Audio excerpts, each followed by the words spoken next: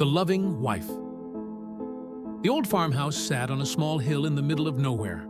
At the bottom of the lane sat a black sedan, engine off. Its occupant, Jackson Lambert, sat inside, smoking one last cigarette before he began. He'd never taken a job so far away from the city before. He was over 3.5 hours downstate. The closest town, if it could be called that, was West Knob, population 600, according to the Green City Limits sign. It was now fully dark, and the moon, a pale orange flame, had begun its ascent above the eastern horizon. It was time. Jackson stamped out his cigarette in an ashtray, slipped on a pair of blue nitrile gloves, and grabbed a Glock pistol stashed away beneath his seat.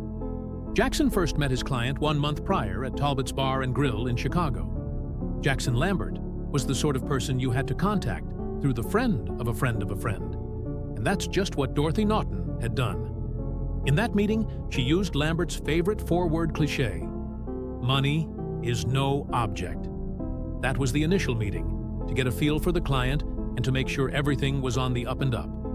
The next day, they met at Dante's Motel in Aurora. Dorothy came well prepared. She brought along with her half of the agreed-upon fee. It was the usual agreement. Half the sum was to be paid up front, and Jackson would get the rest once the job was done. Besides the cold, hard cash, she also provided photographs of her husband, as well as their house. She had well-made directions from Chicago to the farmhouse where she and her husband lived, detailed information about the layout of the house, where her husband could be found inside, and a specified time the hit should go down. She seemed almost experienced at this business herself. Hell, she even had an alibi that would keep her far away when everything went down. On the night in question, she'd be visiting her mom, who lived in the Chicago area. Jackson was to make it look like a home invasion gone wrong.